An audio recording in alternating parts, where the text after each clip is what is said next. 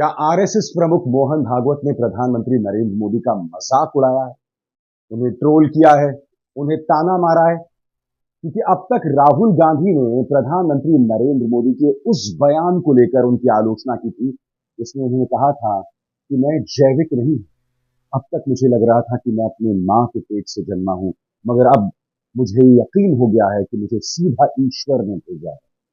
याद है आपको प्रधानमंत्री का ये बयान? अब मोहन भागवत कह रहे हैं कि इंसान में विकास की कोई सीमा नहीं होती। कोई सुपरमैन बनना चाहता है, कोई उसके बाद देवता बनना चाहता है, कोई भगवान बनना चाहता है। इंसान के विकास की कोई सीमा नहीं होती। सुनिए मोहन भागवत ने क्या कहा। लेकिन मनुष्य से कोई होते अति मानव, सुपरमैन कहते, सुपरमैन फिल्में वगैरह निकलती उसमें दिखाते हैं कि अलौकिक शक्तियां जिनके पास होती, तो फिर मनुष्य अलौकिक बनना चाहता है, सुपरमैन बनना चाहता है, अति मानव बनना चाहता है, लेकिन वहां रुकता नहीं। उसको लगता है कि देव बनना चाहिए, तो वो देवता बनना चाहता है। लेकिन देवता कहते कि हमसे तो भगवान बड़ा है, वो भगवान बनना चाहते हैं। और भगवान कहता है कि मैं तो विश्वरूप हूं, अभी तो आपको एक रूप में दिख रहा हूं, लेकिन मेरा जो सारे विश्व में व्याप्त ऐसा बिना आकार का रूप है वो असली मैं। वो वहां भी कुछ है क्या रुकने की जगह, कि वहां से भी आगे कुछ है, ये कोई जानता नहीं है, ऐसे कह नहीं सकते। दोस्तों, आज मैं अपने दर्शकों पर छोड़ने वाला हूं, क्या मोहन भागवत का एक आना प्रधानमंत्री के लिए था? और अगर था तो क्यों था? क्या वजह है कि पिछले कुछ अरसे से आरएसएस जो है वो प्रधानमंत्री नरेंद्र मोदी को सीधी नसीहत दे रहा है? क्या प्रधानमंत्री नरेंद्र मोदी के लिए ताना था? सुनिए दोस्तों, पापा की इस परी को दिए गए इंटरव्यू में जब पहली बार प्रधानमंत्री ने कहा था कि मुझे तो लगता है मैं जैविक नहीं हूं, मुझे ईश्वर ने भेजा। सुनिए उन्होंने क्या कहा। पहले जब तक मां जिंदा थी मुझे लगता था कि शायद बायोलॉजिकली मुझे जन्म दिया गया है। मां के जाने के बाद इन सारे अनुभवों को मैं जोड़ करके देखता हूं तो मैं कन्विंस हो चुका हूं। गलत हो सकता हूं, लोग लेफ्टिस्ट लोग तो मेरे धज्जियां उड़ा देंगे, मेरे बाल नोच लेंगे। मैं कन्विंस हो चुका हूं कि परमात्मा ने मुझे भेजा है। ये ऊर्जा बायोलॉजिकल शरीर से नहीं मिली है, ये ऊर्जा ईश्वर ने मुझसे कुछ काम लेना है। प्रधानमंत्री ने जो बात कही थी ना, उसके पीछे की मानसिकता को समझिए। उनका प्रचार तंत्र ही नहीं, उनके अंधभक्त नहीं, स्वयं प्रधानमंत्री देश की जनता को ये बतलाना चाहते हैं कि मैं भगवान समान हूं, और जो व्यक्ति ईश्वर तुल्य हो जाता है, जाहिर सी बात है उससे सवाल नहीं किया जा सकता, उसकी आलोचना नहीं की जा सकती। याद कीजिएगा जब नई संसद का उद्घाटन हुआ था और प्रधानमंत्री नरेंद्र मोदी ने संगोल के सामने सिर झुकाया था, तब पूर्व संसदीय कार्य मंत्री ने उन्हें महाराजा करार दिया था।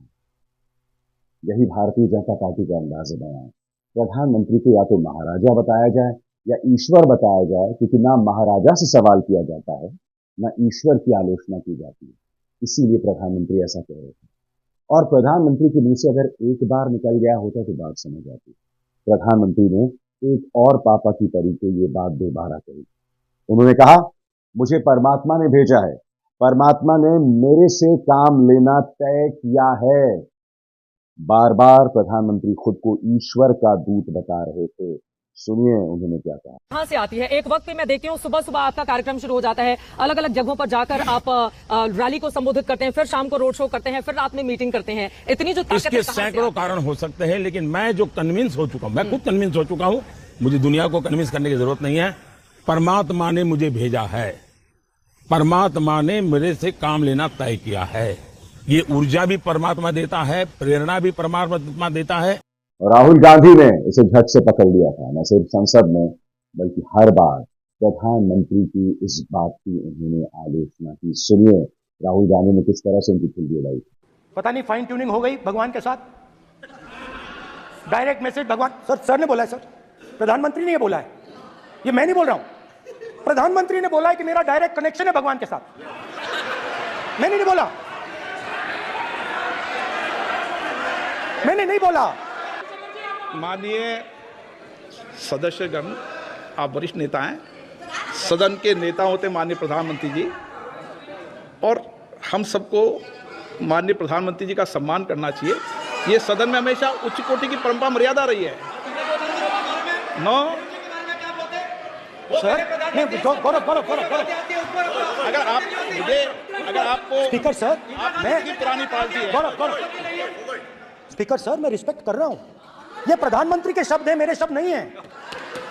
ये प्रधानमंत्री जी ने कहा है, पब्लिक में मीडिया को कहा है कि मैं बायोलॉजिकल नहीं हूं, मेरा डायरेक्ट कनेक्शन भगवान के साथ है। मैं नहीं बोल रहा हूं, प्रधानमंत्री मोदी जी ने बोला है। मगर देश के प्रधानमंत्री चमचों के सामने इंटरव्यू में खुल के कहते हैं मैं बायोलॉजिकल नहीं हूं, मैं बायोलॉजिकल नहीं हूं। जैसे आप सब हिंदुस्तान की जनता, सारे जीव जो बायोलॉजिकल हैं, उनको नरेंद्र मोदी जी कहते हैं कि भैया आप सब बायोलॉजिकल हो, मैं बायोलॉजिकल नहीं हूं। मुझे परमात्मा ने ऊपर से भेजा है, मिशन के लिए भेजा है। अब अगर भैया सड़क पे आपको ये कोई कह दे तो आप उसे क्या कहोगे? क्या कहोगे? उसे कहोगे भैया माफ करो, काम अपना करो, हमें अपना काम करने दो। और उनके चमचे क्या कहते हैं? वाह वाह वाह वाह वाह, क्या बात बोली। परमात्मा ने भेजा है, प्रधानमंत्री को परमात्मा ने भेजा। भैया कैसा भेजा है? कोविड के समय कहता है थाली बजा दो। आप कह सकते हैं कि मोहन भागवत ने ये बात प्रधानमंत्री के लिए नहीं कही, मगर आपको ये भी सोचनी पड़ेगी कि पिछले कुछ अरसे से आरएसएस क्यों प्रधानमंत्री को नसीहत दे रहा है। अब आपको ये भी समझना पड़ेगा कि भाई जब सत्ता से सवाल नहीं होगा ना, तब सत्ता पर बैठा व्यक्ति खुद को भगवान समझने लगता है, और ऐसा लोकतंत्र में मंजूर नहीं है। याद कीजिएगा इंद्रेश ने क्या कहा था 4 जून के बाद कि भारतीय जनता पार्टी अपने अहंकार की वजह से हारी है, और ये नसीहत किसी और के लिए नहीं बल्कि प्रधानमंत्री के लिए। सुनिए उन्होंने क्या कहा। जिन्होंने राम की भक्ति की पर धीरे धीरे अहंकार आ गया, उस पार्टी को सबसे बड़ी पार्टी घोषित कर दिया, और उसका और जो पूरा उसको मत मिलना चाहिए, जो शक्ति मिलनी चाहिए, वो भगवान ने अहंकार के कारण हुआ। और उसी वक्त आपको याद होगा मोहन भागवत ने मणिपुर पर नसीहत दी थी कि मणिपुर जल रहा है, उसमें गंभीरता से काम करने की जरूरत थी। और उसी भाषण में उन्होंने ये भी कहा था अहंकार से काम ना लें। सुनिए क्या कहा था भागवत ने। अब 1 साल से मणिपुर शांति की राह देख रहा है, उसके पहले 10 साल शांत रहा, पुराना गन कल्चर समाप्त हो गया ऐसा लगा, और अचानक जो कलह वहां पर उपज गया या उपजाया गया, उसकी आग में अभी तक जल रहा है, त्राही त्राही कर रहा है। कौन उस पर ध्यान देगा? प्राथमिकता देके उसका विचार करना ये कर्तव्य है। जाहिर सी बात है दोस्तों, मोहन भागवत का जो ताजा बयान है जिसमें उन्होंने कहा कि भाई मानव के विकास की कभी कोई सीमा नहीं होती, वो अपने आप को सुपरमैन, फिर देवता, फिर भगवान समझने लगता है, इस पर कांग्रेस ने ताना मारा है। पार्टी के नेता जयराम रमेश का बयान, मुझे यकीन है कि स्वयंभू नॉन बायोलॉजिकल प्रधानमंत्री को इस ताजा अग्नि मिसाइल की खबर मिल गई होगी, जिसे नागपुर ने झारखंड से लोक कल्याण मार्ग को निशाना बनाकर दागा है, कह रहे हैं जयराम रमेश। दोस्तों कई तर्क किए जा सकते हैं कि मोहन भागवत का बयान प्रधानमंत्री के लिए नहीं, मगर जो लोग ऐसा तर्क दे रहे हैं उन्हें अपने गिरबान में झांककर देखना पड़ेगा। उन्हें सोचना पड़ेगा कि एक लंबे अरसे से प्रधानमंत्री अपने आप को एक सामान्य व्यक्ति क्यों नहीं मानते। उनकी पार्टी बार बार उन्हें भगवान के तौर पर क्यों पेश करती है।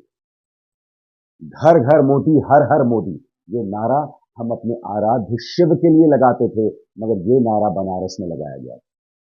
याद कीजिएगा दोस्तों, 22 जनवरी से पहले और उसके बाद भाजपा की एक सोशल मीडिया विंग ने इस तस्वीर को पेश किया था जहां राम लला का हाथ पकड़ के प्रधानमंत्री उन्हें मंदिर की तरफ जो है ले जा रहे।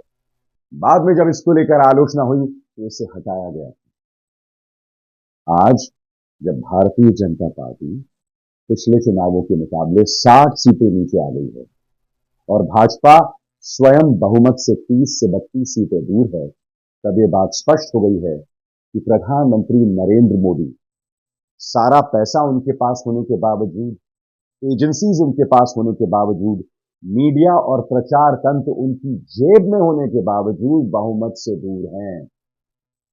विपक्ष जिसके पास पैसा नहीं है, विपक्ष जिनके नेताओं को जेल में बंद कर दिया गया, विपक्ष जिन्हें मीडिया खलनायक और जोकर के तौर पर पेश कर रहा था, बावजूद इसके इस विपक्ष ने भाजपा को कई राज्यों में पटक नहीं दी, चाहे बंगाल हो, चाहे महाराष्ट्र हो और चाहे उत्तर प्रदेश। जी हाँ, सबसे बड़ा संदेश, जिस अयोध्या के जरिए आपने पूरे चुनावों में राजनीति की, उस अयोध्या ने आपके मुंह पे करारा तमाचा मारा है। जी हाँ, क्योंकि जनता असलियत देख रही है। जनता देख रही है कि आप अपने धन्ना सेठों को औने पौने दामों में जमीन बेच देते हैं और उस जनता के हाथ में कुछ नहीं लगता। 7 साल से अयोध्या के सर्कल रेट नहीं बदले हैं। विकास के नाम पर क्या हो रहा है अयोध्या में, ये मैंने आपको बार बार बताया है, लगातार बताया। इसीलिए अब प्रधानमंत्री को इस मुगालते में नहीं रहना चाहिए। जो भगवान है, उनके समर्थकों को, भाजपा को इस मुगालते में नहीं रहना चाहिए। कांग्रेस का प्रचार तंत्र एक वीडियो पेश कर रहा है, उम्मीद है ये इसी बात की शुरुआत है। इस वीडियो में देखिए, प्रधानमंत्री की ताजा तस्वीर है। आपको याद होगा कि प्रधानमंत्री नरेंद्र मोदी पहले जब भी शाम को निकला करते थे तो उनके सामने एक लाइट जल रही होती थी ताकि देश उनका चेहरा देख सके। इस वीडियो में आप देख सकते हैं दोस्तों, प्रधानमंत्री अंदर बैठे हुए हैं मगर अब लाइट गायब है। यानी उनके लिए जो भौकाल पैदा किया जाता था चेहरे पर रोशनी डालकर, वो भौकाल अब धीरे धीरे खत्म हो रहा है। इसका स्वागत किया जाना चाहिए। अगर प्रधानमंत्री को लगता है, भाजपा को लगता है कि प्रधानमंत्री एक सामान्य व्यक्ति हैं, जैसा कि वो कहते हैं ना, मैं प्रधान सेवक हूं, तो मैं उम्मीद करता हूं आगे भी इसी बात का अनुसरण होगा। अविसार शर्मा को दीजिए इजाजत। नमस्कार। स्वतंत्र और आजाद पत्रकारिता का समर्थन कीजिए, सच में मेरा साथी बनिए। बहुत आसान है दोस्तों, इस ज्वाइन बटन को दबाइए और आपके सामने आएंगे ये 3 विकल्प, इनमें से एक चुनिए और सच के इस सफर में मेरा साथी बनिए।